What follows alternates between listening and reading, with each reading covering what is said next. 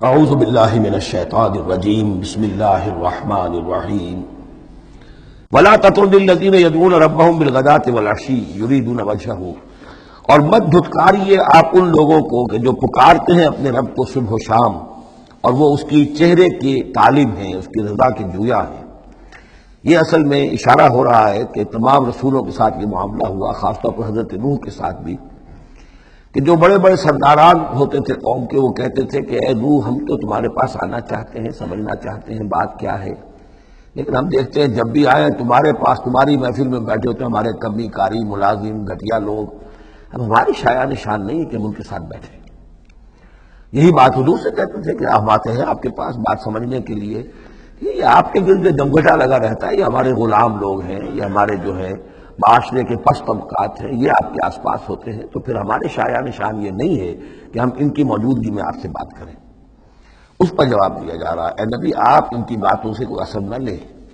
آپ خام خواہ اپنے ان ساتھیوں کو، چاہے وہ غریب ہیں چاہے وہ پست طبقات سے ہیں، لیکن ان کی شان یہ ہے کہ وہ صبح و شام اللہ کو پکارتے ہیں، اللہ سے دعا کرتے ہیں، مناجات کرتے ہیں، تسبیح و تحمید کرتے ہیں،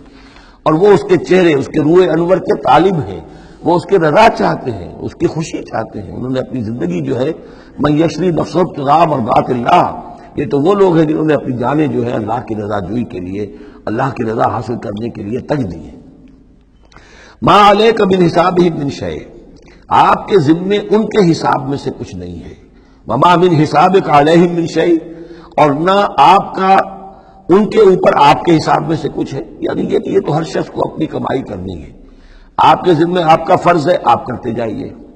جو آپ کے پاس آ رہے ہیں ان کا حساب بھی اللہ لے لے گا، جو آپ کے پاس نہیں آتے ان کا حساب بھی لے لے گا، ہر ایک کو اس کے طرز عمل کے مطابق وہ بدلہ دے دے گا۔ نہ آپ ان کی طرف سے جواب دہ ہیں، نہ یہ آپ کی طرف سے جواب دہ ہیں۔ فتطردہم، تو اگر خدا نہ خواستہ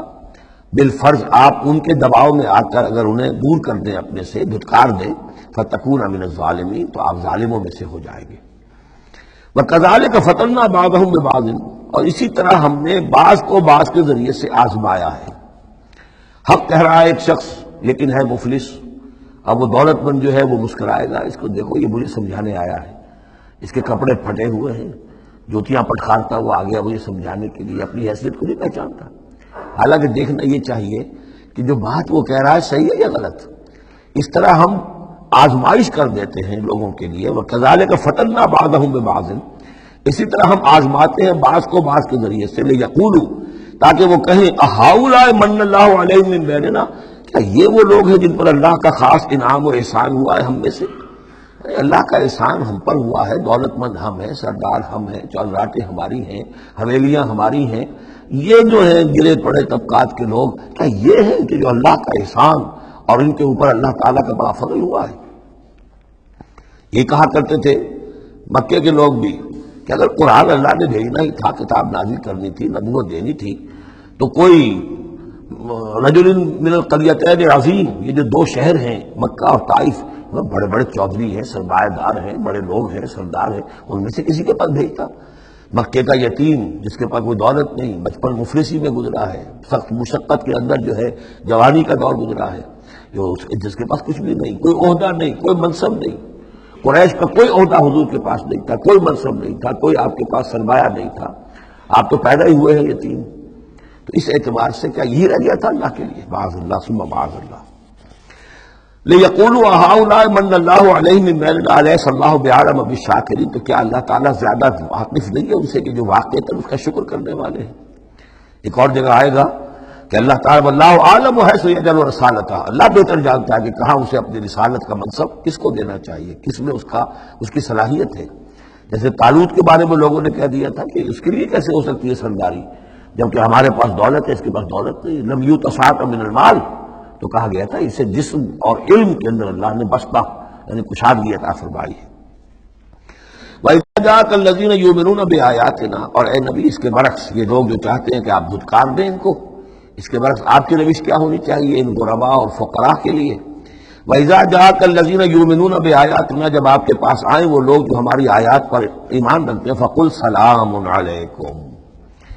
تو آپ ان کو سلام کہا کیجئے اور انہیں خوشخبری دیا کیجئے، کتب ربکم علی نفسہ الرحمہ، تمہارے رب نے اپنے اوپر رحمت کو لازم کر لیا ہے، اور تمہارے لیے خاص رحمت کا مظہر کیا ہے؟ انہ من عمل منکم سوءا بجہالۃ، کہ تم میں سے کوئی بھی اگر کسی وقت کوئی برے کام کا ارتکاب کر بیٹھے، جذبات میں آ کر، ناواقفیت سے، جہالت میں، ثم تاب من بعدہ، پھر اگر وہ فوراً توبہ کر لے گا، وہ اصلح اور اصلاح کر لے گا، فانہ غفور الرحیم، تو اللہ تعالیٰ غفور الرحیم ہے۔ یہ تمہارے لیے مزید خوشخبری ہے، تہنیت اللہ کی طرف سے، قل سلام علیکم کتب ربکم علی نفسہ الرحمہ انہ من عمل منکم سوءا بجہالۃ ثم تاب من بعدہ واصلح فانہ غفور رحیم۔ وکذالک نفصل الآیات، آگے محذوف ہے لفظ لیتفکروا بہا ولتستبین سبیل المجرمین، اسی طرح ہم اپنی آیات کی تفسیر بیان کرتے ہیں تاکہ یہ لوگ ان پر غور کریں، تفکر کریں، اور جب غور کریں گے، تفکر کریں گے، تو مجرموں کا راستہ ان کے سامنے کھل کر آ جائے گا کہ جس راستے پر ہم جا رہے ہیں وہ واقعتاً مجرموں کا راستہ ہے۔ صدق اللہ العظیم۔